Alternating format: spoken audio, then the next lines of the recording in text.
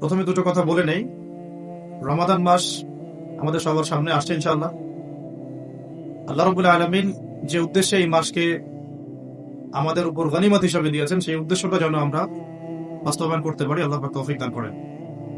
সেই উদ্দেশ্যটা হচ্ছে কুতিবা আলাইকুমুস সিয়াম বা'দা আউযু বিল্লাহি মিনাশ শাইতানির রাজীম। আল্লাহ রাব্বুল আলামিন বলেছেন সূরা বাকারার মধ্যে, কুতিবা আলাইকুমুস সিয়াম, তোমাদের প্রতি সিয়ামকে ফরজ করা হয়েছে। কুতিবা মানে অবধারিত করা হয়েছে, ম্যান্ডেটরি করা হয়েছে, অপশনাল না। ইচ্ছা হলেও রাখবা, ইচ্ছা হলেও রাখবা না, এমন নয়। সিয়ামকে ফরজ করা হয়েছে কামা কুতিবা আলাল্লাযীনা মিন ক্বাবলিকুম, ঠিক যেভাবে তোমাদের পূর্ববর্তী উম্মতের উপরেও সওমকে ফরজ করা হয়েছিল। জানলাম সওম আমাদের উপরে ফরজ, জানলাম এই ফরজ আল্লাহ করেছেন, জানলাম এটা আমাদের উম্মতের উপর নতুন ফরজ নয়। এরকম সওম আগের উম্মতের উপরেও কি ছিল।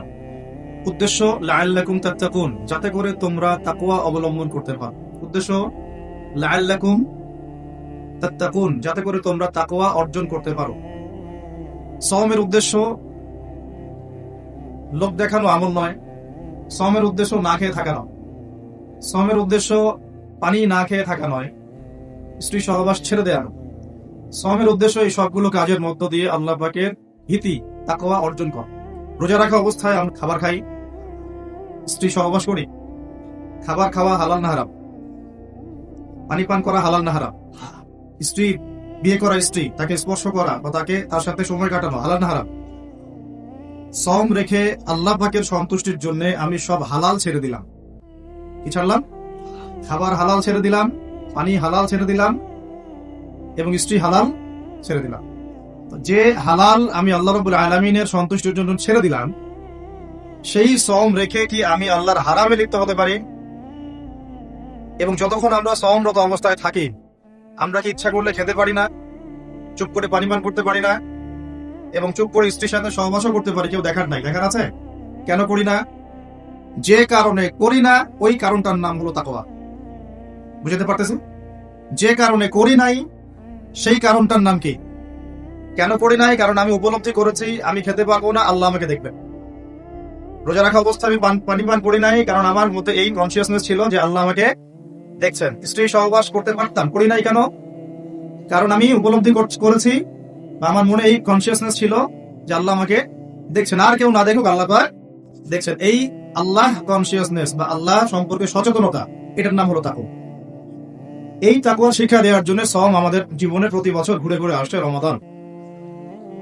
এখন যে সওম রেখে আমরা আল্লাহ পাকের হালাল ছেড়ে দিলাম, এই চিন্তা করে যে আল্লাহ আমাকে দেখছেন, আল্লাহ আমাকে শুনছেন, সেই সওম রেখে কেউ কি আল্লাহর হারামে লিপ্ত হতে পারবে?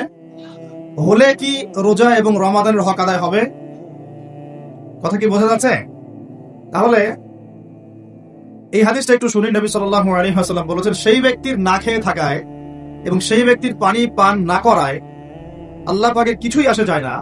যে ব্যক্তি রোজা রেখে মিথ্যা বলা ছাড়তে পারে নাই, অশ্লীলতা ছাড়তে পারে নাই, হারাম ছাড়তে পারে নাই, সেই ব্যক্তির না খেয়ে থাকায়, সেই ব্যক্তির পানি পান না করায়, সেই ব্যক্তি যে স্ত্রী সহবাস করলো না, এগুলোতে আল্লাহ পাকের কিছুই যায় আসে না। যে ব্যক্তি রোজা রেখে মিথ্যা বলল, অশ্লীলতা প্রদর্শন করলো, অথবা গীবত করলো, অথবা আল্লাহ পাকের কাবায়ের ফাওয়াহিশে লিপ্ত হলো।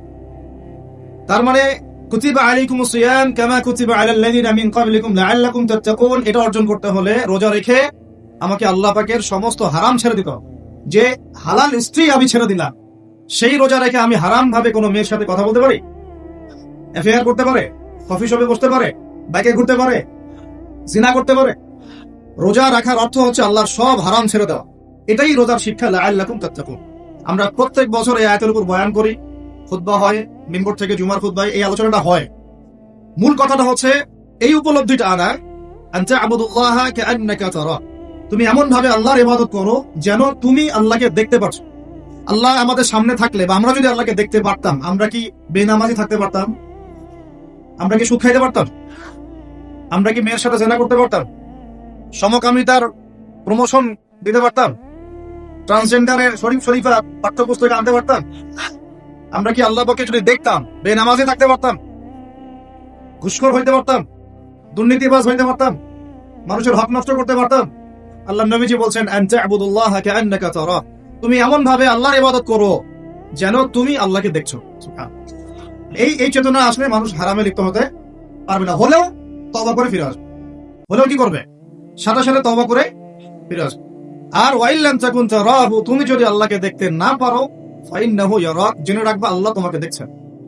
ঠিক যে উপলব্ধিটা আমরা রোজা রেখে অর্জন করি, আমরা খাই না, আমরা পানি পান করি না, তৃষ্ণায় গলা পেটে যাচ্ছে, প্রচন্ড রোদ, ক্ষুধায় পেট চোচো করতেছে, খাই কেন? খাই কারণ আমরা উপলব্ধি করি আল্লাহ পাক আমাদেরকে দেখছেন। কেউ না দেখুক আল্লাহ দেখবেন। গোসল করার সময় পানি খাইতে পারতেছেন। তো এই চেতনাটা শিক্ষা দেওয়ার জন্য রমাদান প্রতি বছর ঘুরে ঘুরে আসে। আল্লাহ পাক বলেন কুতিবা আলাইকুমুস সিয়াম কামা কুতিবা আলাল লাযিনা মিন ক্বাবলিকুম। এটা তোমাদের উপরে এখন ফরজ করা হয় নাই, তোমাদের আগের উম্মতের উপরেও ফরজ করা হয়েছিল, লাআল্লাকুম তাত্তাকুন, যাতে করে তোমরা তাকওয়া অবলম্বন করতে পারো। আর তাকওয়া সম্পর্কে নবীজি আরো একটা হাদিসে বলেছেন তাকওয়া হাহুনা। তাকওয়া হাহুনা বলতে তিনি বুকের দিকে ইশারা করছেন, মানে তাকওয়া আপনার লেবাস পোশাকে না। আমি পাগড়ি জুব্বা পরে বসে আছি মানে এই না যে আমি আপনার চেয়ে বেশি মুত্তাকি। যদিও এটা তাকওয়ার পোশাক, মুত্তাকি মানুষটা ঢিলা ঢালা পোশাক পরবেন, নবীর সুন্নাত অনুসরণ করবেন, এটা একটা বৈশিষ্ট্য। কিন্তু এমন হতে পারে আমার চেয়ে আপনার তাকওয়া বেশি, হতে পারে কিনা?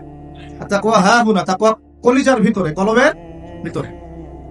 ওই আল্লাহস টাইটেল লাগালেই যেমন জান্নাতে যাওয়া যাবে না, শুধু আল্লাহস টাইটেল লাগালে কি জান্নাতে যাওয়া যাবে? আল্লাহ রাব্বুল আলামিন মানদণ্ড দিয়ে দিয়েছেন। মানদণ্ড, কে ভালো আল্লাহর কাছে, কে সম্মানিত, এটার মানদণ্ড আল্লাহ দিয়ে দিয়েছেন। ইন্না আকরামাকুম ইনদাল্লাহি আতকাকুম।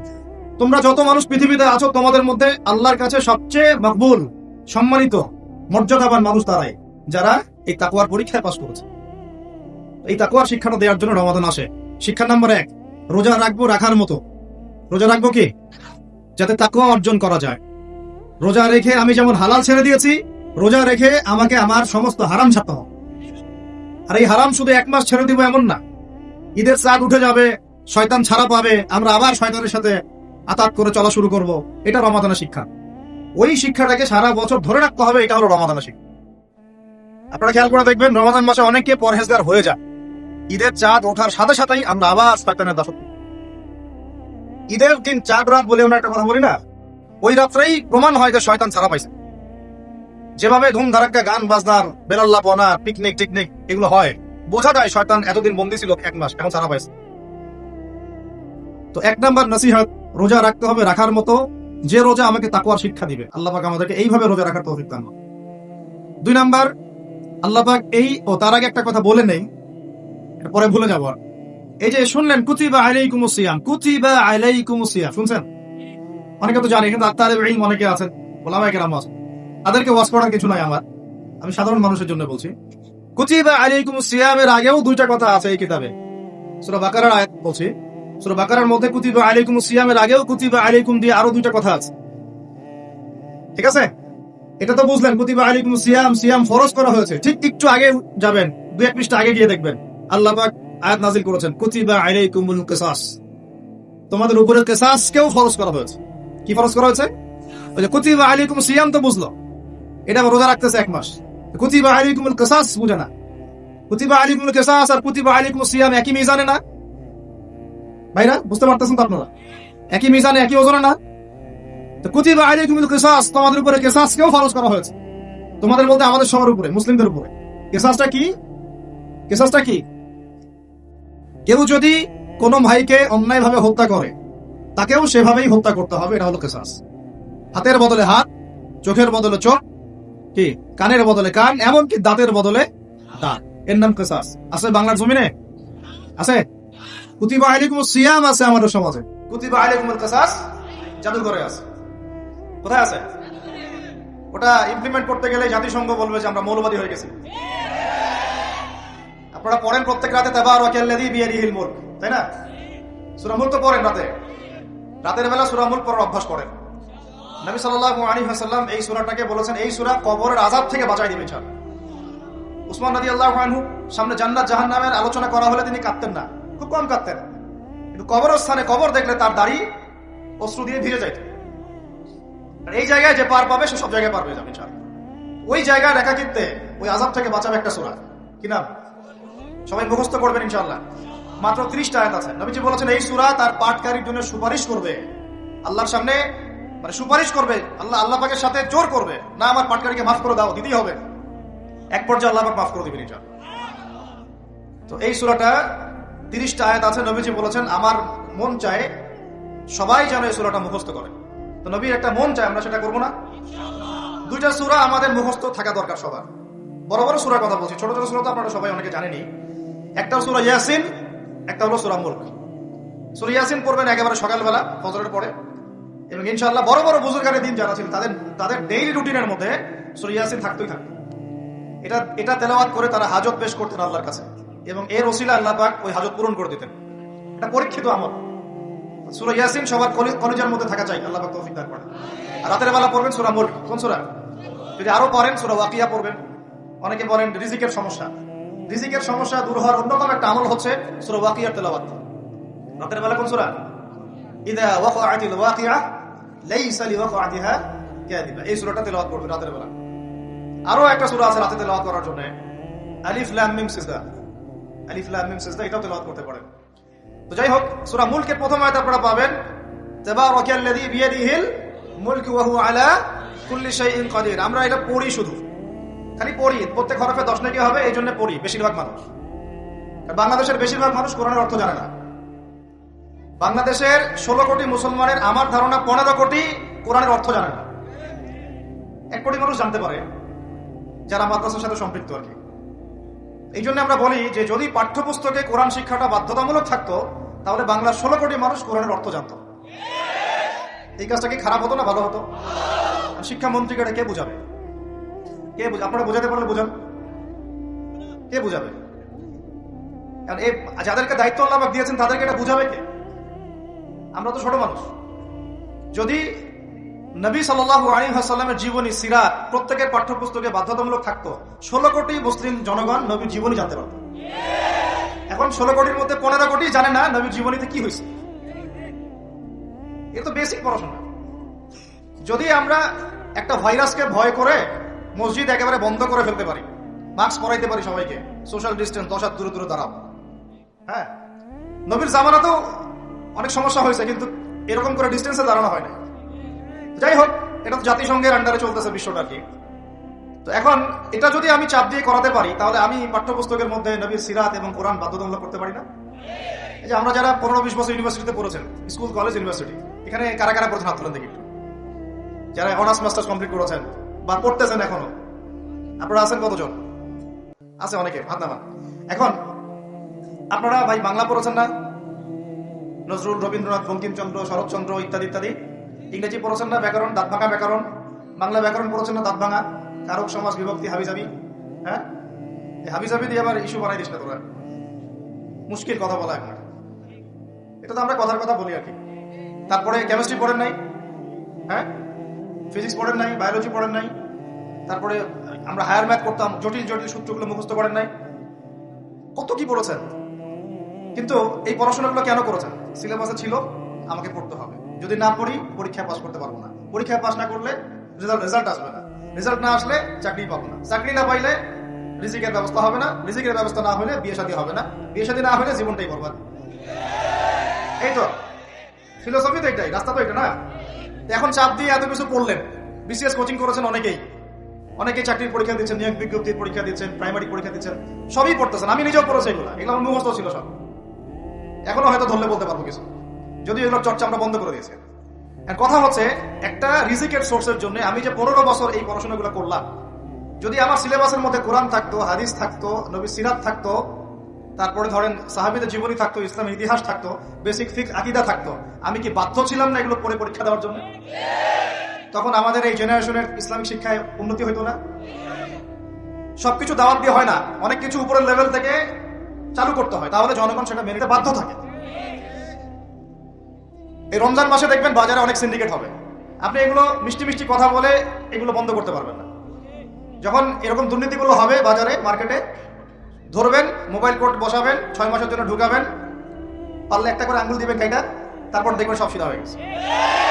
সবকিছু দাওয়াত দিয়ে আর ওয়াজ করা হয় না, একটা সিস্টেম থাকে। আমি বলি কি, একটা বিষয় বুঝেন, একটা বিষয় হচ্ছে প্রাকৃতিকভাবে উৎপন্ন হচ্ছে কিছু জিনিস, আর আপনি একটা ফ্যাক্টরি দিয়েছেন, ফ্যাক্টরি থেকে উৎপাদন বাড়বে না কমবে? আপনি হাতে উৎপাদন করতেছেন একটা জিনিস, মনে করেন কাপড়ে, পাঞ্জাবি, জুব্বা, আর জুব্বার একটা ফ্যাক্টরি দিয়েছেন, উৎপাদন কোথায় বেশি হবে? রাষ্ট্র হচ্ছে সেই ফ্যাক্টরি যেটা সব দিক থেকে উৎপাদন বাড়াতে পারে। আমরা দাওয়াত দিচ্ছি এখন ইন্ডিভিজুয়ালি, ব্যক্তিগতভাবে একে একে মানুষ চেঞ্জ করার দাওয়াত দিচ্ছি আমরা। বুঝতে পারতেছি পার্থক্যটা?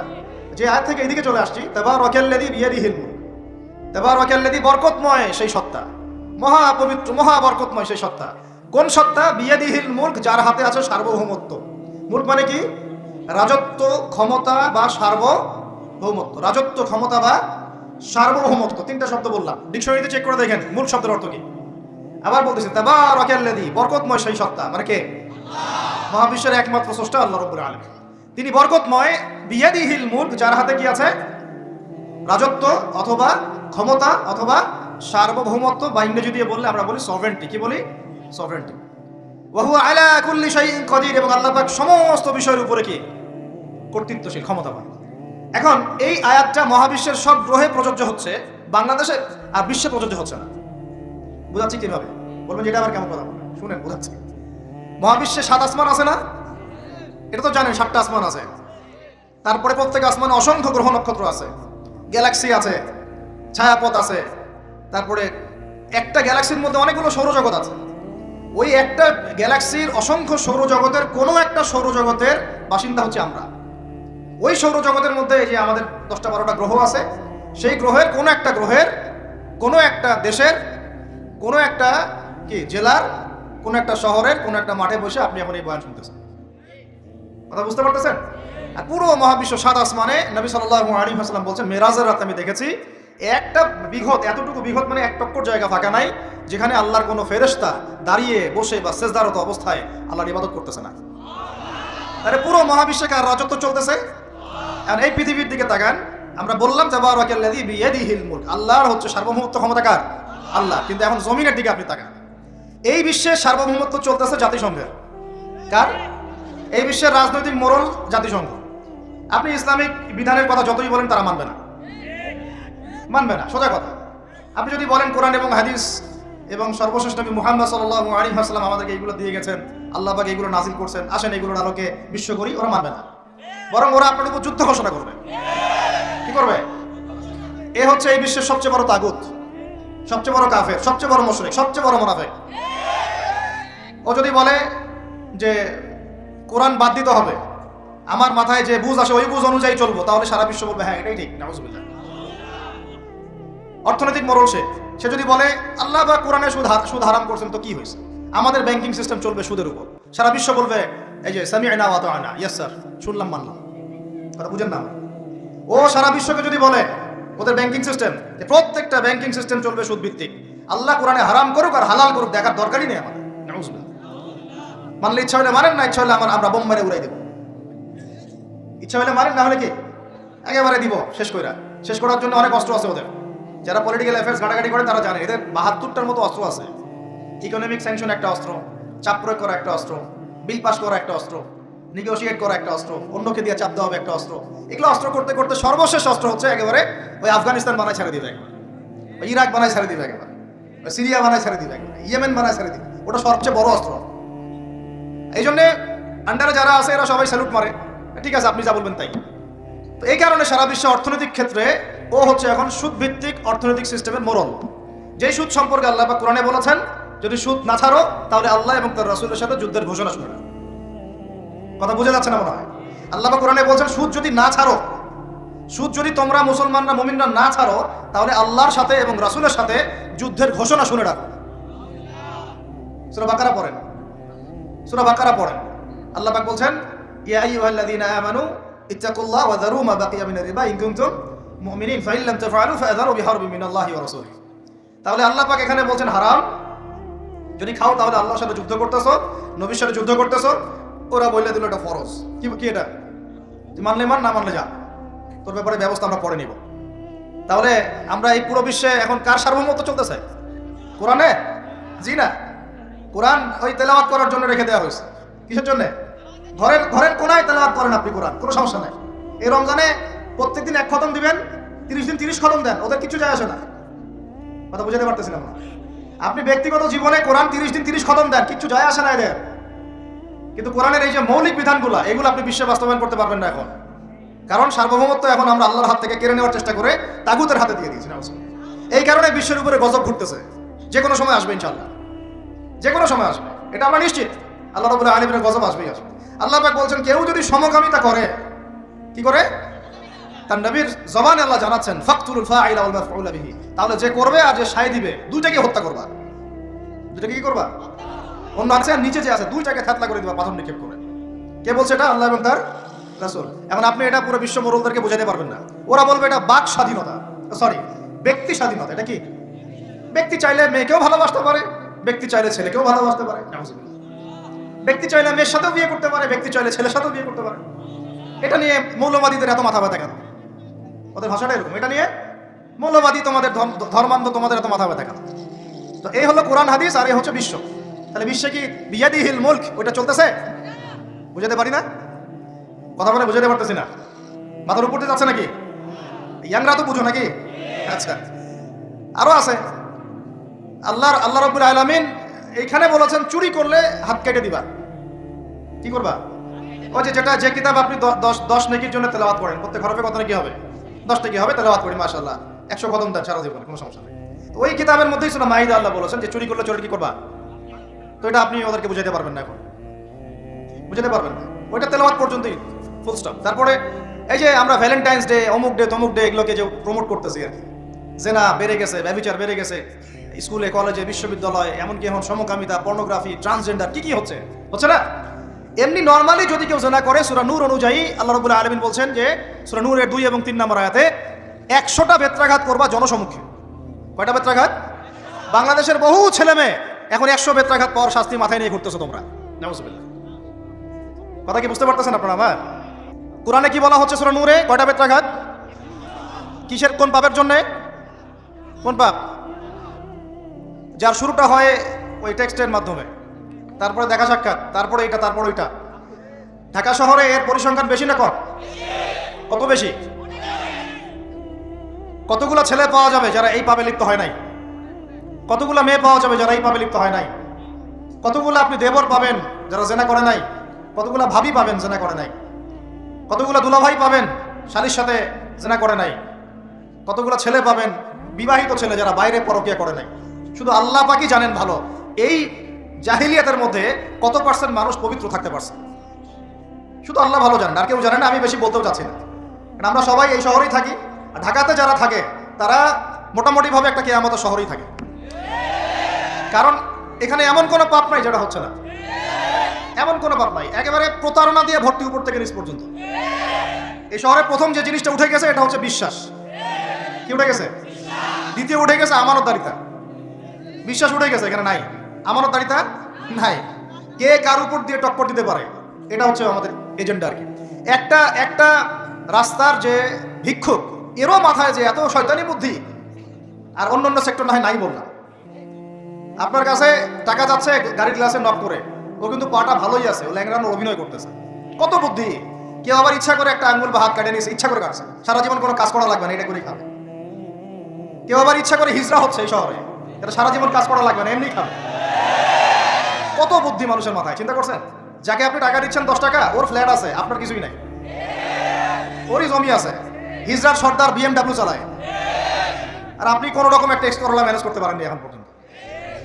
প্রতারণা দিয়ে ভর্তি, প্রতারণা, আমানতের খেয়ানত, দুর্নীতি, পদে পদে বাটপারি, আর কি বলবো, মানুষকে ঠকানো, জুলুম করা, সুযোগ পাইলেই সুযোগ নেওয়া, সুযোগ পাইলে একটু সুযোগ নেওয়া। আর বিভিন্ন জায়গায়, স্পেশালি মানে কিছু বড় বড় জায়গায় এমন কিছু মানুষকে বসায় দেওয়া হয়েছে যাদের মনে হয় ইসলামের নাম শুনলেই ভিতরে মানে তেলে বেগুনে জ্বলে উঠে গেল। ইসলাম শব্দটা শুনলেই গায়ে জ্বালা শুরু হয় গেল। তো বেশি দিন নাই ইনশাআল্লাহ, হয় আল্লাহর গজবে এগুলো ধ্বংস হবে, অথবা ইনশাআল্লাহ তাআলা আবাবিল পাখি তো আর আসবে না পাথর ছুটতে। আবাবিল তো পাখির নাম না, আবাবিল মানুষ ঝাঁকে ঝাঁকে, মানে এটা তো ওই আবরাহার বাচ্চা আবরাহার যুগ না যে আবাবিল আসবে আর পাথর ফেলবে। আসবে, পাথর ফেলার প্রজন্ম তৈরি হবে ইনশাআল্লাহ। মূল সমস্যাই হচ্ছে করাপশন, দুর্নীতি, মূল সমস্যাই। এটা যদি না থাকতো সারা বিশ্বে বাংলাদেশকে টক্কর দেওয়ার মতো কান্ট্রি খুব কমই থাকতো। কে না জানে এগুলা, সবাই জানে, আর আমরা মেনেও নিয়েছি এগুলা ভাই, চুপচাপ মনে মেনে নিয়েছি যে ওইখানে গেলে এত দেওয়া লাগবে, ওইখানে এত না দিলে আমার এটা হবে না, ওইখানে এটা দিতে হবে, ওইখানে এটা করতে হবে, আমরা মেনেও নিয়েছি মাশাআল্লাহ। আর যখন জুলুম মানুষ মেনে নেয় তখন আরো বড় জালেমকে আল্লাহ পাক চাপায় দেয়। এই জন্য আমাদের এই অবস্থা সংশোধন হচ্ছে না। ইল্লা মাশাআল্লাহ, আল্লাহ যে কবে করবেন আল্লাহ ভালো জানেন। তবে বিশ্বাস করেন, আপনারা বলেন যে এখন মুসলিম প্রধান দেশ, আমি একটা স্টেটমেন্ট দিয়ে দিচ্ছি এখন বসে বসে, এখন এটা হচ্ছে একটা মুনাফেক প্রধান দেশ। প্রমাণ করতে চাইলে আমার সাথে বসেন। মুনাফেকের আলামত যে কয়টা আছে, কি এক নাম্বার কি, কথা বললেই মিথ্যার উপর দাঁড়ায় আছেন সবগুলা। 2 নাম্বার, আমানত রাখলেই খেয়ানতের উপর খেয়ানত, খেয়ানতের উপর খেয়ানত। মনে করেন আমি একজন ইমাম সাহেব, আমি যদি আমার দায়িত্বে পালন ঠিক মতো না করে আমিও খেয়ানতকারী। এই যে লেকচার দিতে বসছি, এখন আমি যদি চিন্তা করি যে ডাইনে বামে কথা বলে সময় পার করে দেই, হক কথা বলার দরকার নাই, বললে আবার এটা সেটা, আমি হচ্ছে এখানে এই চেয়ারের খেয়ানতকারী। প্রত্যেকটা ক্ষেত্রে চলতেছে এগুলা। 3 নাম্বার হচ্ছে যখনই ওয়াদা করে, কি করে বলেন তো, কয়জন ওয়াদা রাখি আমরা? কোন কোন সময় দেখা যায় অমুসলিম ওয়াদা রাখছে, মুসলমান রাখে নাই। দুধ কিনতে যাবেন, আমরা হিন্দু ভাইয়ের দোকান খুঁজতেছি, ও পানি মিশাবে না, আপনার কনফিডেন্স তৈরি হয়ে গেছে। মুসলমানের দোকানে যান না কেন, ও পানি মিশাবে। কি একটা অবস্থা, কি একটা অবস্থা। নবী সাল্লাল্লাহু আলাইহি ওয়াসাল্লাম একদিন এভাবে লেকচার দিচ্ছেন, মানে খুতবা দিচ্ছেন। একজন দাঁড়িয়ে বলছেন, সাহাবী, যে কবে কিয়ামত হবে ইয়া রাসূলুল্লাহ? তিনি বলছেন যে যখন দেখবা যে অনুপযুক্ত ব্যক্তির হাতে দায়িত্ব অর্পণ করা হয়েছে, তখন ফান্তাযিরু সাআ, কিয়ামতের অপেক্ষা করতে থাকো। আমরা এই যুগে বাস করতেছি না? এমন করে পাপ নাই এই শহরে হচ্ছে না। মূল পাপ কয়েকটা হচ্ছে। 1 নাম্বার হচ্ছে শিরক, কি হচ্ছে? তারপরে হচ্ছে প্রতারণা, তারপর হচ্ছে জুলুম, প্রচুর জুলুম। মানে দুর্বল পাইলেই জুলুম করতে চাচ্ছি আমি। যদি দেখি ও আমার চেয়ে একটু দুর্বল, আমি জুলুম না করলে পেটের ভাত হজম হচ্ছে না। জুলুম করাটাকে আমরা ক্রেডিট মনে করি যে আমি জিতে গেলাম। আরে ভাই, কাল কিয়ামতের মাঠে কি হবে আপনার আমার অবস্থা? কাল কিয়ামতের মাঠে কি হবে অবস্থা? নবী সাল্লাল্লাহু আলাইহি ওয়াসাল্লামের কথা কি মিথ্যা? তিনি বলছেন কিয়ামতের মাঠে বহু মানুষ উঠবে উহুদ পাহাড়ের সমান নেকি নিয়ে। একেবারে উহুদ পাহাড় দেখছেন আপনারা কেউ? অনলাইনে দেখে নেন, বিশাল পাহাড়। জানাজার নামাজে শরীক হইলে 1 কেরাত নেকি হয়। 1 কেরাত মানে 1 উহুদ পাহাড় সমান। আর মাটি দিয়ে আসলে আরেক কেরাত নেকি হয়, মানে আরেকটা উহুদ পাহাড়ের সমান। উহুদ পাহাড়ের সমান আরো উঁচু উঁচু নামাজের নেকি, জাকাতের নেকি, হজের নেকি, ওমরার নেকি নিয়ে উঠবে বহু মানুষ। আমরাই হয়তো বা তারা, আল্লাহ পাক আমাদেরকে মাফ করুন। ওঠার পরে বহু মানুষ সামনে দাঁড়ায় থাকবে। কাউকে গালি দিছে, কাউকে অন্যায়ভাবে মারছে, কাউকে রিমান্ডে নিয়ে একেবারে পেদানি দিছে, নির্দোষ ছিল, কারো নামে মিথ্যা মামলা দিছে, কারো নামে অপবাদ ছড়াইছে। বেচারা ভালো ছিল, সৎ ছিল, অপবাদ ছড়াই দিছে। কারো নামে ধরেন যে কারো গীবত করছে, কারো টাকা নিয়ে টাকা দেয় নাই, হ্যাঁ, কারো জমি আত্মসাৎ করে খাইছে, ভূমিদস্যু ছিল। মানে মানুষের সাথে জড়িত পাপ ছিল। কি ছিল? অন্যের সাথে জড়িত, মানে অন্যের হক নষ্ট করছে অন্যের। এখন আল্লাহ পাক বলবেন যে তোমার এই ঋণ এখন শোধ করো। ওই দিন তো ঋণ শোধ করার কোনো বুদ্ধি আছে? বুদ্ধি নেই। এখন কি পদ্ধতি? ফেরেশতাদেরকে বলা হবে এই ব্যক্তির আমল নামায় যে নেকিগুলো আছে, নামাজের নেকি, রোজার নেকি, হজের নেকি, যাকাতের নেকি, এইগুলা দিয়ে ওদের আমল নামা ভর্তি করো, যারা পাওনাদার দ্বারা আছে। ভর্তি করতে করতে করতে করতে এক সময় দেখা যাবে এই ব্যক্তির আমল নামা ফাঁকা হয়ে যাবে। তখন কি হবে? ফেরেশতাদেরকে বলা হবে ওই যে যারা ভুক্তভোগী, ওদের আমল নামা থেকে গোনাহ নিয়ে এই ব্যক্তির আমল নামায় ঢাল। এরপরে ওই ব্যক্তিগুলো দেখা যাবে জান্নাতে চলে গেছে, মাজলুম ছিল পৃথিবীতে, ওই দিন সফল হয়ে গেছে, জান্নাতে চলে গেছে। এবারটা দুনিয়া জালেম ছিল, এই জাহান্নামে চলে গেছে। নাউজুবিল্লাহ। আল্লাহ পাক আমাদেরকে এরকম মানুষের হক নষ্ট করা থেকে হেফাজত করে না। ভাই, মানুষের হক নষ্ট করতে যায় না। নিজে আমল তো এমনিই কম, ভাঙাচোরা ঈমান, মুনাফিকের মতো বসবাস করতেছি। এখন তো আমরা মুনাফিকের মতো বসবাস করতেছি এই দুনিয়াতে। এখন যারা আমার মনে হয় মন থেকে ঈমানের দাবি করতে পারে শক্তভাবে যে হ্যাঁ আমরা ঈমানদার, এরা হচ্ছে গাজ্জার ওই মুজাহিদ ভাইরা। বুঝলেন এই কথা? তারা মনে হয় দাবি করতে পারে যে হ্যাঁ আমরা ঈমানদার। আমরা তো নেফাকের উপরে আছি এখন, আমরা তো স্বীকৃতি দিতে পারতেছি না, সত্যকে স্বীকৃতিও দিতে পারি না। বরং আমরা মানচিত্র থেকে ফিলিস্তিনের মানচিত্র উঠাই দিলাম, দিয়ে যারা জালেম ওদেরটা প্রতিষ্ঠা করলাম। ওইটাও পাঠ্যপুস্তকে আসছে। আপনারা তো শুধু একটাই শুনে বসে আছেন, একটাই শুনে আসেন না আপনারা। শরীফ শরীফা তো আছেই, এইটাও একটা ইস্যু ছিল। আল্লাহ পাক আমাদেরকে চোখ খুলুন, আল্লাহ পাক আমাদের চোখ খোলার তৌফিক দান করেন। আর ভাই, বাইরের চোখ তো সবারই খোলা, ভিতরের চোখটা খোলার তৌফিক দান করেন। আমি অনেক ভিতরে চলে আসছি, বুঝাইতে চাচ্ছিলাম যে এই বিশ্বে এখন আল্লাহ পাককে সার্বভৌম ক্ষমতার অধিকারী মানা হচ্ছে না। এটা হচ্ছে বৈশ্বিক শিরক। রাজনৈতিক ক্ষেত্রে আমরা আল্লাহর সার্বভৌমত্ব মানছি না, অর্থনৈতিক ক্ষেত্রে আমরা আল্লাহর দেয়া বিধান মানছি না, শিক্ষা ক্ষেত্রে আমরা আল্লাহ পাকের দেয়া শিক্ষানীতি মানছি না, সংস্কৃতির মধ্যে আমরা আল্লাহর সংস্কৃতি মানছি না, ব্যক্তি জীবনে, ইবাদতের জীবনে, পারিবারিক জীবনে, সামাজিক জীবনে আমরা আল্লাহ পাকের সার্বভৌমত্বকে বাদ দিয়ে মানুষের সার্বভৌমত্ব প্রতিষ্ঠা করেছি। আর আমরা তেলাওয়াত করতেছি তাবারাকাল্লাযী বিয়াদিহিল মুলক, আবার পড়তেছি কুলিল্লাহুম্মা মালিকাল মুলক, হে বলুন হে রাজত্বের অধিকারী, তুতিল মুলকা মান তাশা ওয়া তানজিউল মুলকা মিম্মান তাশা। আর তো জানেন না আপনারা, সূরা আলে ইমরানে আছে। তো আমাদের কথা আর বাস্তবতার মধ্যে অনেক ফারাক। আল্লাহ পাক আমাদেরকে কোরআন গভীরভাবে অনুধাবন করার তৌফিক দান করেন। খালি তেলাওয়াত করলেই হবে না ভাই, এর অর্থটা জানতে হবে। অর্থ না জানলে পরে তেলাওয়াত করলে নেকি হবে না এটা বলি নাই আমি, বলেছি শুধু তেলাওয়াত করলেই পুরো হক আদায় হয় না। শুধু তেলাওয়াত করলেই পুরো হক আদায় হয় না, হয় না, হয় না, 100 বার হয় না। আবার বলতেছি শুনেন ভালো করে, তেলাওয়াত করলে প্রত্যেক হরফে 10 নেকি হয়, কিন্তু শুধু তেলাওয়াত করলেই কোরআনের সম্পূর্ণ হক আদায় কোশ্চিন কালেও হয় না। এই যে অর্থগুলো না জানলে আপনি কিভাবে বাস্তবায়ন করবেন, বুঝবেন কিভাবে, কি বলেছেন আল্লাহ পাক কোরআনে? এই যে একটা আয়াত দিয়ে এতগুলো কথা বললাম, আপনারা এখন চোখ খুললো যে সারা বিশ্বে আল্লাহর সার্বভৌমত্ব সভরেন্টি নাই। এখন আমরা মানুষ একটা প্রতিষ্ঠা করেছি কিছু কিছু জায়গায়, ইল্লা মাশাআল্লাহ, কিছু কিছু জায়গায় আমরা মেনে নিয়েছি যে আল্লাহ পাকই সার্বভৌমত্ব ক্ষমতার অধিকারী। এখন তো এটা মানুষের হাতে উঠাই দিয়েছেন। আল্লাহ পাক আমাদেরকে পাঠাইছেন দুনিয়াতে তার খলিফা হিসেবে। কি হিসেবে? তো আল্লাহর খলিফার কাজ কি? শয়তানের দাসত্ব করবে না আল্লাহর? বলেন, আল্লাহর খলিফার বৈশিষ্ট্য কি, ফাংশন কি? সে কি শয়তানের দাসত্ব করবে না আল্লাহর? সে কি আল্লাহর বিধান মানবে না শয়তানের? সে কি আল্লাহর সার্বভৌমত্ব মানবে না শয়তানের? তাহলে আমরা আল্লাহ পাকের কয়টা বিধান বাস্তবায়ন করতে পারছি? একজন আমাকে খুব কড়া ভাষায় বলছিলেন একদিন যে আপনি প্রথম ব্যক্তি মনে হয় বলেছেন ঢাকা হচ্ছে দ্য সিটি অফ আখিরুজ্জামানে, আপনি চোখে দেখেন না ঢাকা শহরে এত এত মসজিদ আছে? বললাম যে এইটা আপনার চেয়ে আগে আমি দেখছি ঢাকা শহরে এতগুলো মসজিদ আছে। আমার কাছে হিসাব করা আছে কয়টা মসজিদ ঢাকায় আছে। তাহলে আপনি বললেন যে এটা সিটি অফ আখিরুজ্জামান। বললাম ঢাকা শহরে এতগুলো যে মসজিদ আছে কত বছর থেকে আছে? বলছে 50, 60, 70 বছর থেকে। তো বলো 70 বছরে কোরআনের আপনি একটা বিধান বাস্তবায়ন করতে পারছেন ঢাকায়? বলেন পারছেন? ঢাকা শহরে কি চোরের হাত কাটা হয়? ঢাকা শহরে কি হচ্ছে জেনার শাস্তি দেওয়া হয়? মদ পান করলে 40 লাঠি দেওয়া হয়? ব্যভিচার করলে রজম দেওয়া হয়? সমকামিতা করলে রজম দেওয়া হয়? ধর্ষণ করলে প্রকাশ্য মৃত্যুদণ্ড দেওয়া হয়? মসজিদ দিয়ে কি করবেন আপনি? বলেন, এতগুলো মসজিদে কি করবেন? মসজিদে আমরা নামাজ পড়ি, ব্যক্তিগত ইবাদত। আর মানুষের বাঙালিকে কারা জানি বুঝাইছে সারা জীবন যত ইচ্ছা পাপ কর, শেষ জীবন একটা মসজিদ বানায় যাইস বা মসজিদের সভাপতি হয়ে থাকিস, ঠিক আছে? যত ইচ্ছা কর, যা ইচ্ছা কর, সুদ খা, ঘুষ খা, সব কর, শেষে একটা মসজিদ বানাই দিস। কারণ হাদিসটাও যে মান বানা লিল্লাহি মাসাজিদান বানাল্লাহু বাইতান ফিল জান্নাহ, কেউ যদি আল্লাহর জন্য একটা মসজিদ বানায় আল্লাহ পাক তার জন্য জান্নাতে একটা ঘর বানাবে। ব্যাস, এই হাদিসের উপর আমল কইরা কবরে যাবে। সারা জীবন যে আমি মাশাআল্লাহ নাউজুবিল্লাহ আল্লাহর কোনো বিধানই মানলাম না, না নামাজ, না যাকাত, না সাদাকা, না এই যে কোরআন এর হক আদায় করা, না আমর বিল মারুফ, না নাহি আনিল মুনকার, না ইকামাতের দিন, ইত্যাদি ইত্যাদি। অনেক অনেক গভীর ভাই, আলোচনাও গভীর, পরিবেশও অনেক গভীর, অন্ধকারও অনেক গভীর। এই অন্ধকার থেকে বের হইতে হইলে ভাই রমাজান আমাদের সামনে একটা মৌসুম, এটা আল্লাহ পাক সুযোগ দেন। আপনারা তো দেখেন সন্ধ্যাবেলায় পাখিরা কোথায় ফিরে যায়? বাসায় ফিরে যায় না? এই সারা বছর সারা জীবন আমরা অনেক দূরে চলে গেছি আল্লাহ থেকে, রমাজান আসছে এখন আবার বাসায় ফিরে আসে। রমাজান কেন আসে?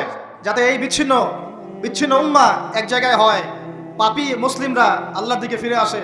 সারা বছর যারা এইদিক ওদিক চলে গেছেন রমাজানে আসেন, ঘরে ফিরে আসেন। আল্লাহ পাক তৌফিক দান করে না। অনেক ভিতরে ঢুকে গেছি ভাই। প্রথম কথা বলছিলাম লাআল্লাকুম তাত্তাকুন, হক আদায় করতে হবে, রাজি আছি তো ইনশাআল্লাহ? 2 নাম্বার এই যে বলছিলাম কুতিবা আলাইকুম নিয়ে কথা। কুতিবা আলাইকুম শুধু সিয়াম না, কুতিবা আলাইকুম কিসাসও আছে এখানে। কোন কিতাব? এখানে আছে না? নাকি বাড়ায় বললাম? আর এই কোরআন তো ভাই সবারই বাসায় আছে, কেন মানতে চান না? এত কেন ভরিতা কোরআনের সাথে? বাঁচবই বা কতদিন আমরা? সর্বোচ্চ 100 বছর। ভাই সবাইকেই তো একা একা আল্লাহর সামনে দাঁড়াইতে হবে, তাহলে এত ভরিতা কিসের? এত নেফাকি কেন? এত অস্বীকৃতি কেন? ইসলাম নিয়ে এত অ্যালার্জি কেন? আল্লাহ রাসূল এবং ইসলামের নাম শুনলে গা জ্বলে কেন?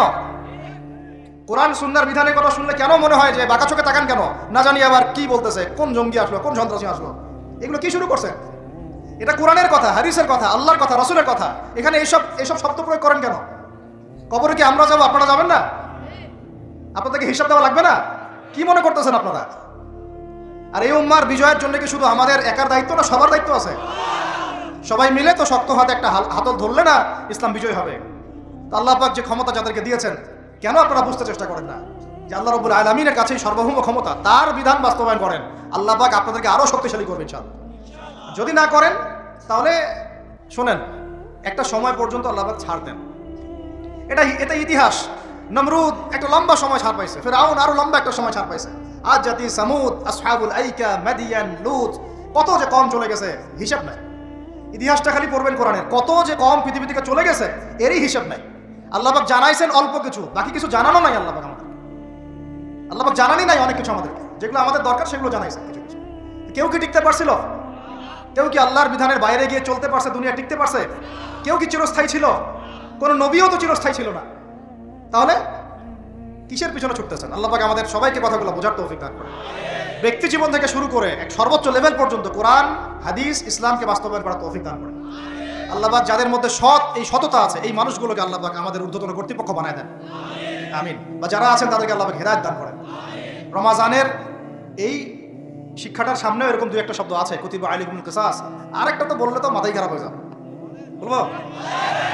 ওই যেখানে দেখছেন কুতিবা আলাইকুমুস সিয়াম, কুতিবা আলাইকুমুল কিসাস, এই ডানে বামেই খুঁজবেন, 3টা পৃষ্ঠার মধ্যেই পাবেন লেখা আছে কুতিবা আলাইকুমুল কিতাল, কুতিবা আলাইকুমুল। এটা আবার কি? কুতিবা আলাইকুমুল কিতাল, তোমাদের উপর যুদ্ধকে ফরজ করা হয়েছে। কি ফরজ করা হয়েছে? একা একা আপনি করবেন না, একা একা করবেন না। ইসলামিক রাষ্ট্র করবে, ইসলামের রাষ্ট্রের আমির করবে, তার নেতৃত্বে জনগণ করে, একা একা বিচ্ছিন্নভাবে করে না। অটোম্যান এম্পায়ারটা সর্বশেষ ওই ফাইট করছিল ওই পশ্চিমাদের সাথে, পরাজিত হয়ে যায় তারা প্রথম বিশ্বযুদ্ধে 1914 থেকে 17-18 মধ্যে। এরপরে ওই যে ব্রিটেন দখল করে জেরুজালেম, বেলফোর্ট ডিক্লারেশন হয়, তারপরে ইহুদিদেরকে ওই জায়গাটা ছেড়ে দেয়। এরপর থেকে যে 100 বছর হলো, আমাদের খিলাফা পতনের 100 বছর হয়ে গেছে। কত বছর? এটা একটা আশার কথা কেন? প্রত্যেক 100 বছর পর পর আল্লাহ পাক পরিবর্তন নিয়ে আসেন। এটা ইতিহাস ঘাটলে পাবেন। 100 বছর পর পর আল্লাহ রাব্বুল আলামিন বড় বড় পরিবর্তন পৃথিবীতে নিয়ে আসেন। যেহেতু খিলাফা পতনের 100 বছর হয়ে গেছে, আশা করা যায় সামনে কিছু ভালো কিছুই হবে ইনশাআল্লাহ।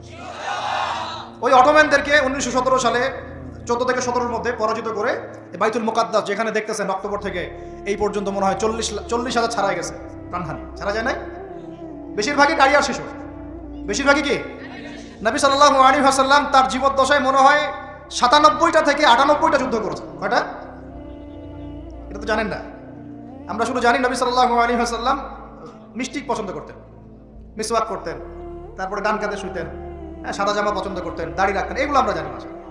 ওনার সিরাত পড়েন, ওনার জীবনীটা পড়ে দেখেন। 97 থেকে 98টাতে তিনি নিজে লিড দিয়েছেন, তিনি হয় লিড দিয়েছেন না হলে অন্য কোনো সাহাবীকে পাঠিয়েছেন, মানে গাজওয়া অথবা সারিয়া। এখন এই 100টার মতো যুদ্ধে আপনি দেখবেন না কোনো নারীকে হত্যা করা হয়েছে বা কোনো শিশুকে হত্যা করা হয়েছে, আপনি খুঁজে পাবেন না।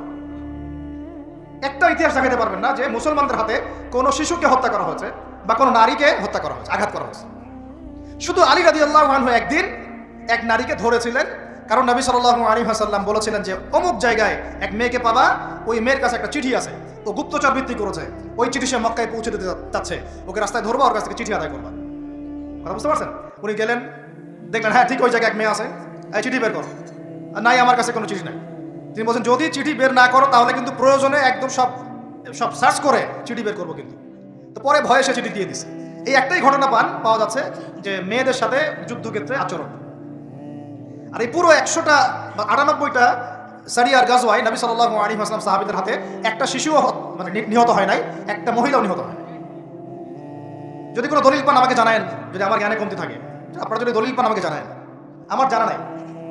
আর আপনি দেখতেছেন অক্টোবর থেকে এই যে এটা কি মাস, মার্চ, এই যে 5-6-7 মাসের মধ্যে আপনি দেখতেছেন যে 40-42 হাজার মুসলমানকে মারা হচ্ছে, তার মধ্যে বেশিরভাগই নারী আর শিশু। এগুলো দেখলে তো ঘুম হয় না আমাদের, কিচ্ছু করার নাই, তামাশা দেখতেছি সবাই বসে বসে। আর যাদের করার ছিল এরা বসে খ্যাপসা খায়। কি খায়? ওরা ওই সিনেমা হল উদ্বোধন করে, মদের বার ওপেন করে। হ্যাঁ, সুবহানাল্লাহ।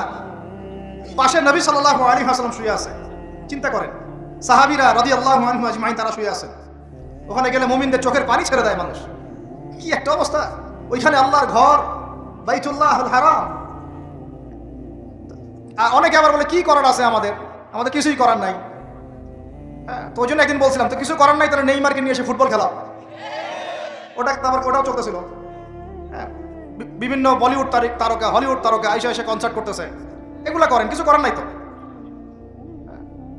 বেশি না, আপনারা যদি একটু জিও পলিটিক্স পড়েন দেখবেন 10টা, বেশি না 10টা মুসলিম কান্ট্রি যদি একসাথে হয়, 10টা মুসলিম কান্ট্রি যদি একসাথে হয় বা একটা টেবিলে বসতে পারে, এই 10টা মুসলিম কান্ট্রির কাছে যে পরিমাণ সৈন্য আছে, যে পরিমাণ অস্ত্র আছে, যে পরিমাণ জ্বালানি আছে, যে পরিমাণ তেল আছে, আর যে পরিমাণ গ্যাস আছে, আর বাকি কথা নাই বললাম, এই ইসরায়েলের মতো 100টা দেশের সাথে মোকাবেলা করতে পারত।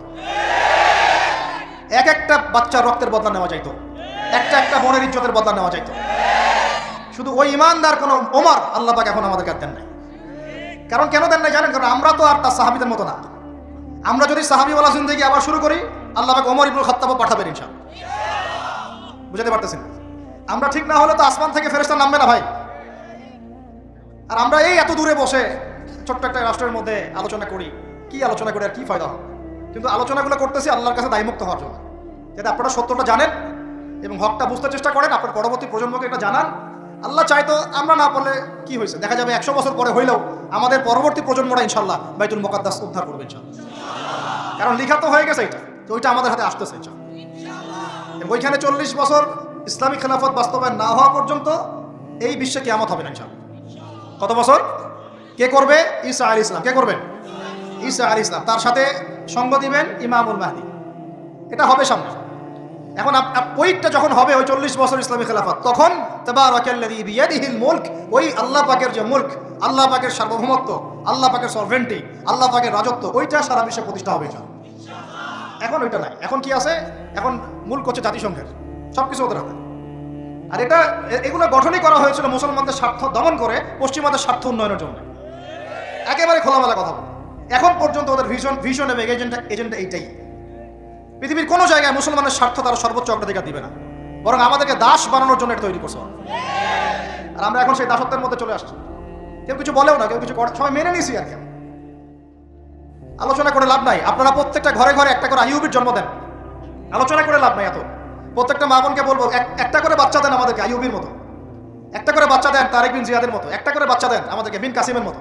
ইনশাল্লাহ আজ না হোক 100 বছর পরে হলেও ইনশাল্লাহ বিশ্বের শাসন ক্ষমতা আমাদের হাতে আসবে ইনশাল্লাহ। তার আগ পর্যন্ত আমরা কেউ স্বাধীন না। তো এখানে কুতিবা আলাইকুমুস সিয়ামও আছে, কুতিবা আলাইকুমুল কিসাসও আছে, কুতিবা আলাইকুমুল কিতালও আছে। ওইটা ছাড়ার পর থেকে আজকে আমাদের এই অবস্থা হয়েছে। এখন ওইদিকে তো আমরা যেতে পারবো না, এখন আমাদের শক্তি নাই। অতএব ওই আলোচনা ফুল স্টপ রাখলাম। এখন এই মাসে আমরা কি আল্লাহর দিকে ফিরে আসতে পারি কি না? অন্তত যারা নামাজ আমরা কাজা করছি বা অলসতা দেখাচ্ছি, রমজান মাসে 5 ওয়াক্ত পাক্কা নামাজি হইতে পারবো তো ইনশাআল্লাহ।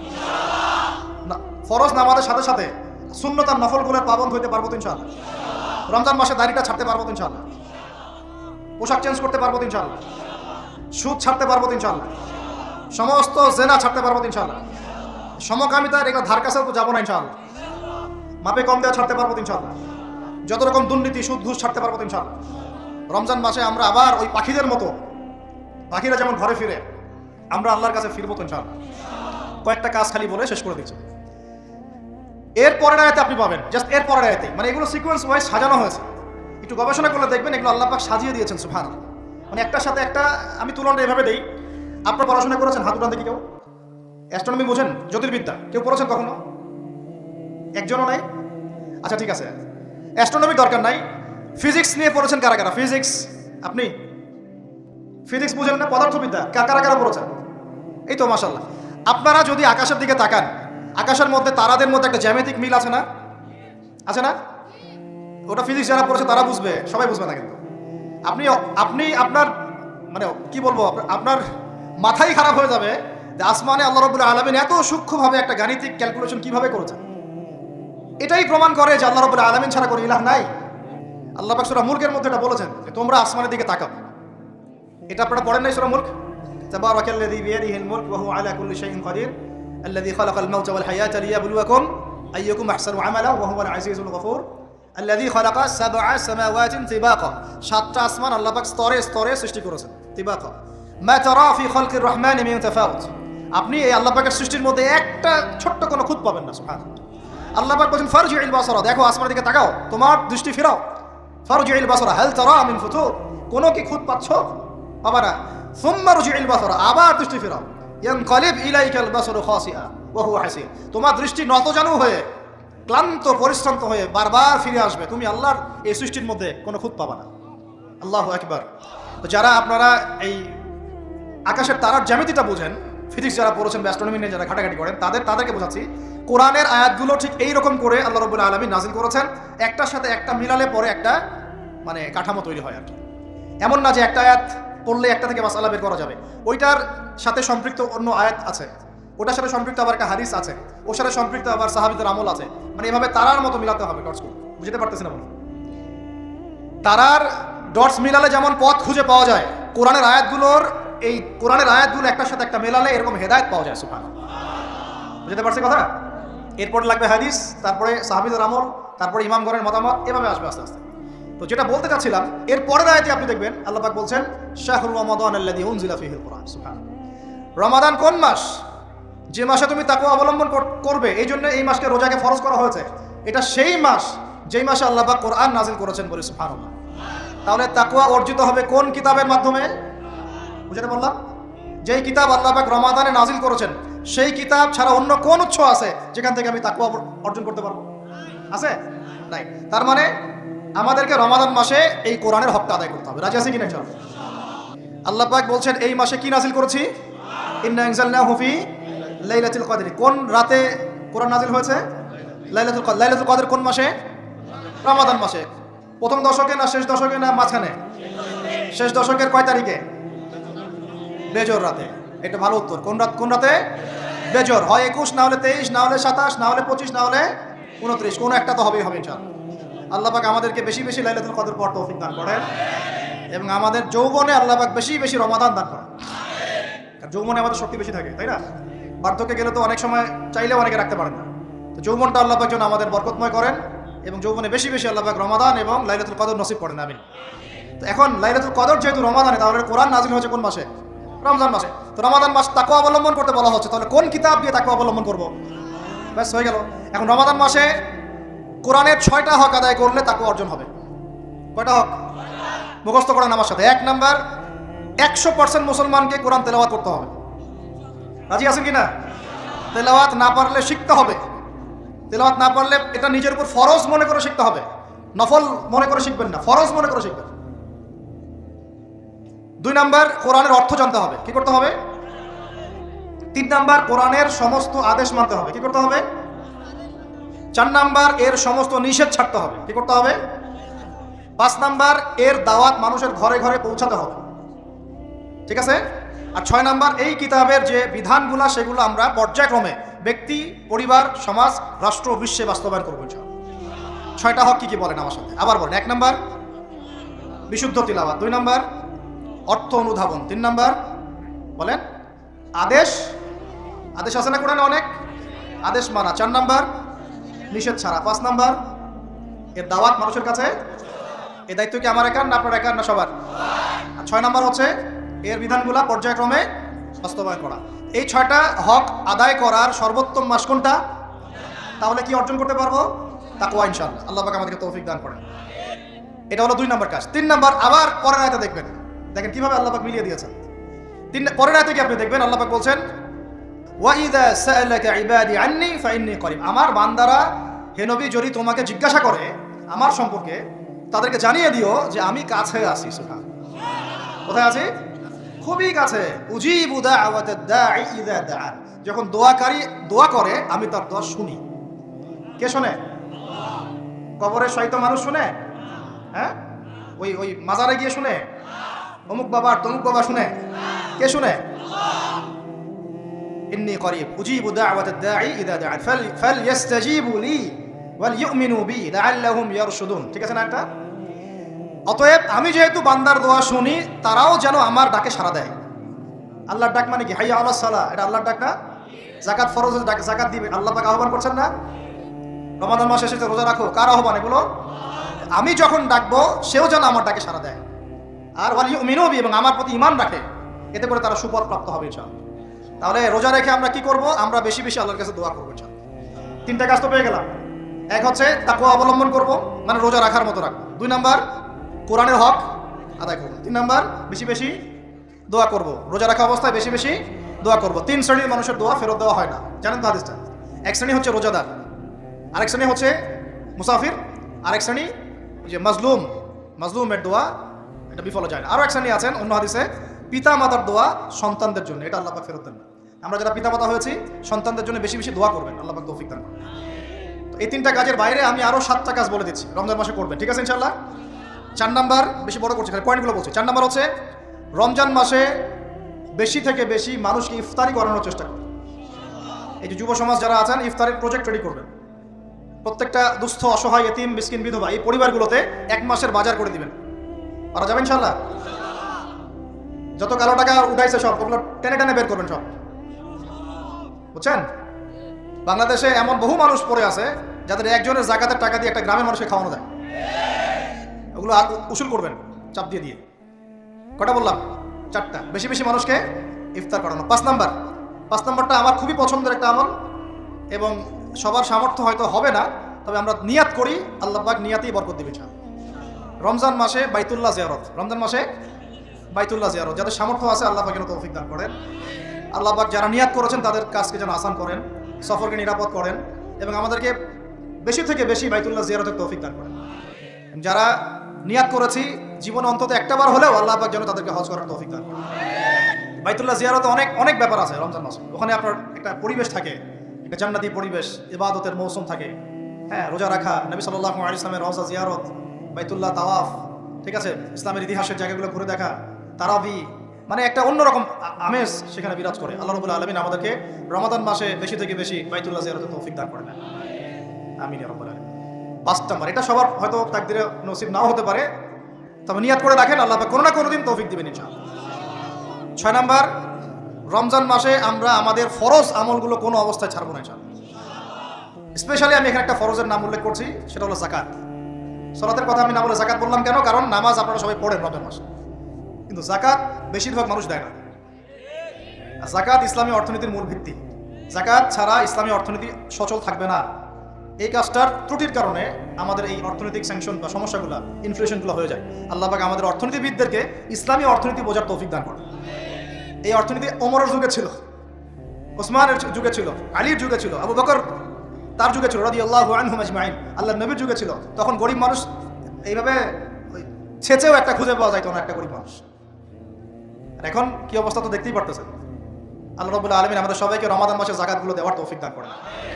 7 নাম্বার হচ্ছে রমাদান মাসে এমনিতেই বেশি থেকে বেশি নফল দান সদকা করবেন ইনশাআল্লাহ। আল্লাহ পাক বেশি বেশি নফল দান সদকা করার তৌফিক দান করেন। 8 নাম্বার, রমাদান মাসে ফরজের সাথে সুন্নত আর নফলে অনেক বেশি পাবন্ধ হওয়ার চেষ্টা করবেন। খাস করে রমাদান মাসে কিয়ামুল লাইল এবং তারাবির কোনোভাবে যেন ছুটে না যায়। অনেকে মনে করে যে তারাবি পড়লে রাত্রে আবার ওঠা যাবে কি যাবে না? যাবে। তারাবির নামাজ আপনি প্রথম রাত্রে পড়লে শেষ রাত্রে আবার নামাজ পড়তে পারবেন ইনশাআল্লাহ, কোনো সমস্যা নেই, বরং ওটা আরো ভালো। ওই সময় আল্লাহ রাব্বুল আলামিন আহ্বান করতে থাকেন, কে আছো চাইবা আমার কাছে আমি দিব, কে আছো আমাকে ডাকবা আমি ডাকে সাড়া দিব, কে আছো আমার কাছে ইস্তেগফার করবো আমি ক্ষমা করবো। প্রথম রাত্রেও তারাবি পড়বেন ইনশাআল্লাহ, শেষ রাত্রেও চেষ্টা করবেন অন্তত 2-4-6 রাকাত হলেও নামাজ পড়া। আল্লাহ পাক তৌফিক দান। তো তারাবি নিয়ে অনেক কথা এখানে শোনা যাবে গানে বামে। আর আমাদের তো ইস্যু পাগল জাতি, মাশাআল্লাহ। আমরা কি পাগল জাতি? ইস্যু পাগল। ওই ফিলিস্তিন ইস্যু এখন নাই, শেষ। তারপরে যে ট্রান্সজেন্ডার গন কেস শেষ। তারপরে শরীফা ঠান্ডা, শিক্ষানীতি ঠান্ডা। এখন ওই যে অনলাইন ঢুকলেই দেখতেছেন ওই চলতেছে, হ্যাঁ, 8 টাকা 20 টাকাতে আসবে সামনে, এখনো লঞ্চ করেনি ওরা। কিছু শোনেন, এগুলো বাস্তব অভিজ্ঞতার আলোকে বলছি। কিছু কিছু মানুষকে আমাদের সমাজে ছেড়ে দেওয়া হয়েছে যাতে এরা মুসলমানদেরকে আপোষের গন্ডগোলের মধ্যে ব্যস্ত রাখে। ছেড়ে দেওয়া হয়েছে, এরা পেইড, এদেরকে পেট্রোনাইজ করা হয়, এদের এজেন্ডাই এটা। এরা আপনাকে আমাকে লাগাই দিবে, আমাদেরকে মূল ওই শেকড় থেকে সরাই দিবে, দিয়ে ডালপালায় ব্যস্ত করে রাখবে। এবং এগুলোতে পিছনে কাজ করতেছে কিছু দাড়ি টুপিওয়ালা মানুষ। কিছু দাড়ি টুপিওয়ালা মানুষেরও এইভাবে ওদেরকে কিনে ফেলা হয়েছে যে তোমাদের কাজই হচ্ছে মুসলমানদের মাঝখানে খালি লাগাই দিবা। দেখেন, একটা অন্যতম মানে মেজর একটা ইস্যু কাদিয়ানি ইস্যু, একদম চুপ, কোনো কথা নাই। একটা মেজর একটা ইস্যু হচ্ছে ইসাই মুসলিম ইস্যু। সারা বাংলাদেশে ইসাই মুসলিম বানাচ্ছে মানুষকে, একদম চুপ, কোনো কথা নাই। একটা মেজর একটা ইস্যু ফিলিস্তিন ইস্যু, একেবারে মুখে কুলুপ, কোনো কথা নাই। একটা মেজর একটা ইস্যু ট্রান্সজেন্ডার এবং সমকামিতা, এবং এই যে একটা কি বলবো বিতর্কিত শিক্ষানীতি, একদম চুপ, কোনো কথা নাই, কোনো কথা নাই, চুপ। সুদভিত্তিক অর্থনৈতিক সিস্টেম, একদম গোড়ার একটা সমস্যা, একটা কথা নাই। পুরো ভূরাজনৈতিক প্রেক্ষাপটে মুসলমানদের আজকে মেরে কেটে কচু কাটা করে ফেলছে, একদম চুপ, কোনো কথা নাই। পরে থাকবে তোর আমিন জোরে আর আমার আস্তে, তুই হাত কোথায় বাদস নিচে না উপরে, তোর রফলিদান করস না পায়ে পা লাগাস না। তো ওই জন্য আমাদের একজন বরেণ্য আলেম আছেন, তরুণ ভাই আমাদের, মাশাআল্লাহ, আমরা দোয়া করি আল্লাহ পাক ভাইয়ের নেখায়াত আল্লাহ পাক বরকত দান করেন, লম্বা নেখায়াত দারাজ করেন, সুস্থ রাখেন। ও ভাই বলছে, ভাই আমি তো, এরা তো তর্ক করে আমিন জোরে বলবো না আস্তে বলবো, আমি তো বলি আমি আমিন বলি না।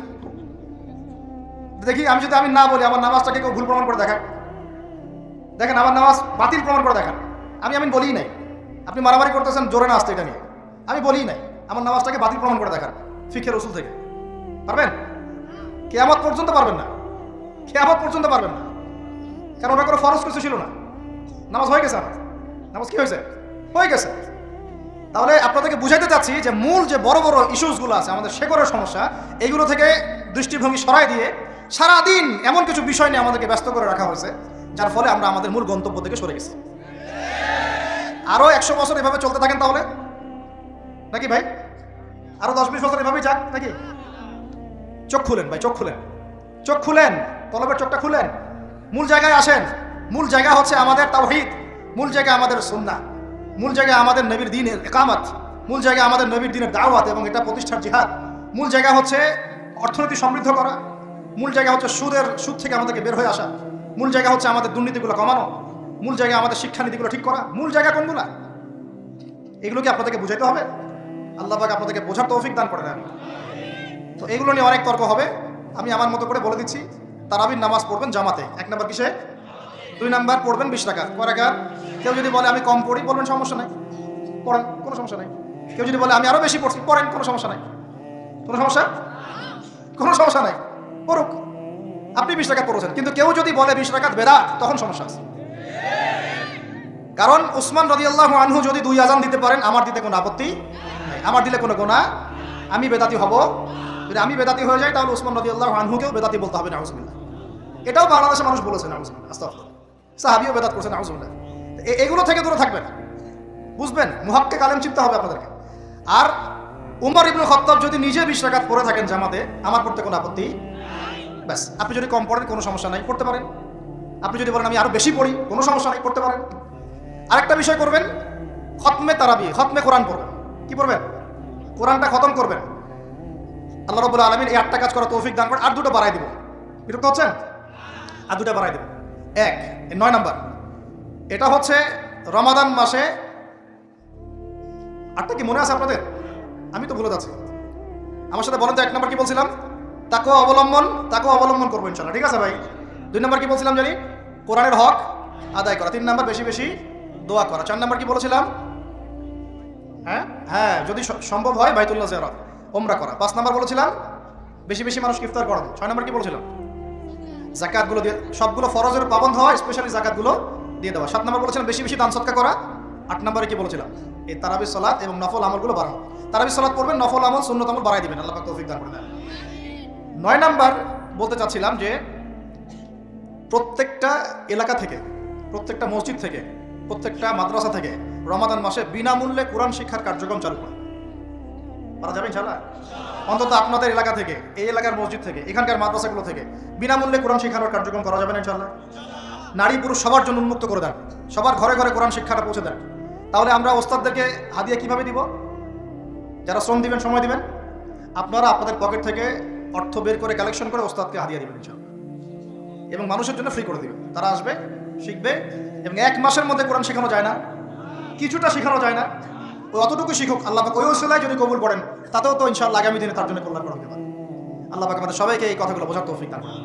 এবং 10 নাম্বার এবং সর্বশেষ কাজ হচ্ছে রমাদান মাসে আমরা আমাদের বিগত জিন্দেগির যত গুনাহ, এইগুলোর জন্য যেমন ইস্তেগফার করব, এবং সারা জীবন আল্লাহ পাকের সমস্ত কবিরা এবং কাবায়ের ফাওয়াহিশ এগুলো থেকে দূরে থাকবো, এই মর্মে একটা দৃঢ় প্রত্যয় আমরা ব্যক্ত করতে চাই। আগের গুনার জন্য তওবা করব, এবং আগামী পুরো জিন্দেগি যেন গুনাহমুক্ত জীবনযাপন করতে পারি, এই চেষ্টা আমরা অব্যাহত রাখবো ইনশাআল্লাহ। আল্লাহ রাব্বুল আলামিন এইভাবে রমাদানকে সাজানোর তৌফিক আমাদেরকে দান করেন। আমরা দোয়া করি আল্লাহ পাক যেন আমাদের সবাইকে রমাদানে সুস্থ রাখেন, নিরাপদে রাখেন, এবং সুস্থতার সাথে, নেক হায়াতের সাথে, উদ্দীপনার সাথে, উৎসাহের সাথে রমাদান মাসের এই শ্রমগুলো রাখার তৌফিক দান করেন। বেশি বেশি রমজান মাসে কোরআন তেলাওয়াত করার তৌফিক দান করেন, দান সাদাকা করার তৌফিক দান করেন, আমাদের মা বোনদেরকে খাস পর্দায় রাখার তৌফিক দান করেন, সমস্ত হারাম ছেড়ে দেওয়ার তৌফিক দান করেন, সমস্ত কবিরা গুনাহ ছেড়ে দেওয়ার তৌফিক দান করেন, ফরজগুলোকে মজবুতির সাথে ধরার তৌফিক দান করেন, সুন্নত এবং নফলের পাবন্ধ হওয়ার তৌফিক দান করেন, তারাবির সালাত এবং কিয়ামুল লাইল আদায় করার তৌফিক দান করেন, যদি সম্ভব হয় আল্লাহর ঘর জিয়ারতের তৌফিক দান করেন, এবং বিগত জিন্দেগির সমস্ত গুনাহ থেকে পবিত্র হয়ে একটা গুনাহমুক্ত জীবনযাপন করার দৃঢ় প্রত্যয় ব্যক্ত করার তৌফিক আল্লাহ পাক আমাদেরকে রমজান মাসে দান করেন। সর্বোপরি তাকওয়া অবলম্বন করার তৌফিক আল্লাহ রাব্বুল আলামিন আমাদের সবাইকে তৌফিক দান করে ধন্য করেন আমিন আকুল কওলি হাযা